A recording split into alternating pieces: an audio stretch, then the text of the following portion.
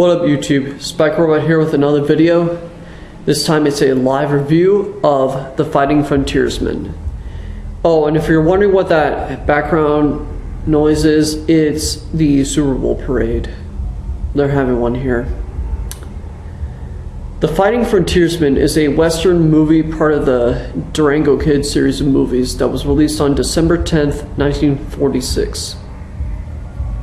I don't know if you guys ever heard of this movie or the Durango Kid even. Truth be told, this is the only Durango Kid movie I've ever seen. But I will tell you if I enjoy it or not in this review. Let's start with the story. After the war with Santa Anna, presumably the Mexican-American War, a prospector, Boss Cimarron, and discovers a huge cache of gold left by Santa Anna's army. He tells Steve Reynolds, who is the secret identity of the Durango Kid, and a woman named Dixie King about the gold. Shortly after, he gets kidnapped by a gang led by John Monroe. Dixie tells Steve and his friend Smiley Burnett via note, and Steve and Smiley ride out to find and rescue Cimarron, take out the gang, and find the gold. Believe it or not, this story is actually pretty fucking good. It is one of the earliest examples of a story that is simple in concept but complex in execution. But we'll get to that when we get to that.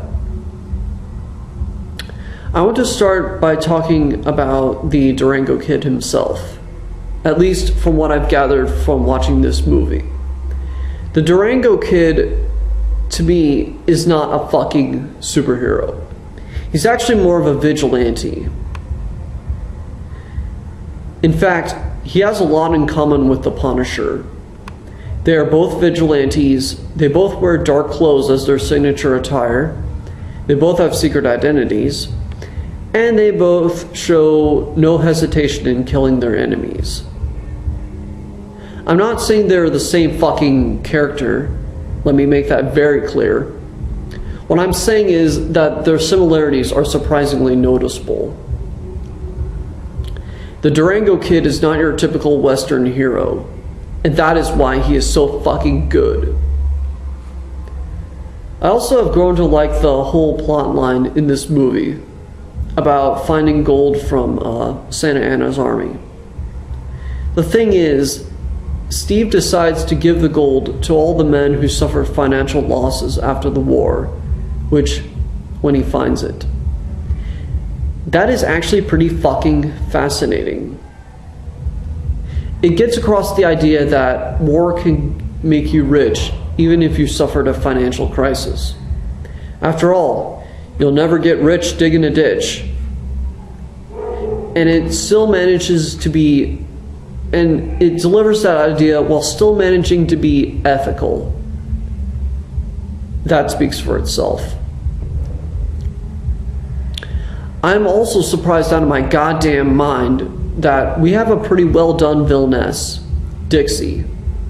While the other villains are mostly restricted to just doing evil things, Dixie is actually a really good villain. She's a pretty damn good manipulator, and her motivation is actually ambiguous. The other gang members, including John himself, don't even trust Dixie. That son of a bitch tries to fuck up her plan by plotting to kill her if she double crosses him. But I would say she might have actually been redeemed if she wasn't forced to go with John when the Durango Kid and the Rangers attacked the fort where Cimarron was kept. Oh, what could have been? Oh, what could have happened if things turned out differently? Interestingly, there is no real romance in this movie. Dixie is not portrayed as a potential love interest for Steve / the Durango Kid. And even though Smiley sings a song about giving love another try, It's not very clear that he was in a romantic relationship with the store clerk. Most of the time, she's just pissed that Smiley didn't pay for the things he purchased. I also really think the writing is pretty damn good. There were some good quotes and slash zingers from Smiley and Cimarron. It wasn't really fucking cheesy dialogue that some older movies are guilty of. It had some intelligence and style to it, which is nice. Now, the action scenes are pretty fucking awesome. There is lots of gunplay, which is filmed and edited nicely. There's also a fight scene, which is good for what it is and for the time it was made. But it is all capped off with an explosion on the fort. The action is one hell of a thrill ride, considering when it was filmed. The production values are pretty good too. The black and white cinematography is pretty fucking good. The editing, sound, and sets are all pretty decent. The music is pretty good too. The score is pretty typical for the era, but there are some Western swing songs played in the movie, and a memorable harmonica-heavy song by Smiley. The song that Smiley and the Western Swing Band play that I already mentioned is actually played twice, but the other time it's at the end of the movie. It's a pretty good, if not memorable, song. I'm glad that these Western swing songs are here. Overall, The Fighting Frontiersman is a pretty goddamn solid black and white Western. It has a good story, decent writing, awesome action scenes, and some catchy Western swing music, which is plenty of things to like. I would not say it's a masterpiece or groundbreaking, but for what it is, it's definitely one of the better really old movies I've seen. I had fun watching it.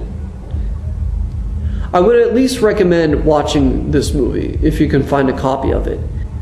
God damn, do I wish more of the Durango Kid movies were available on DVD. I give The Fighting Frontiersman 4 out of 5 stars with the title of awesome. Anyway, I'm Spike Robot. If you like this video, you can subscribe to my channel. And take it easy. Support our troops.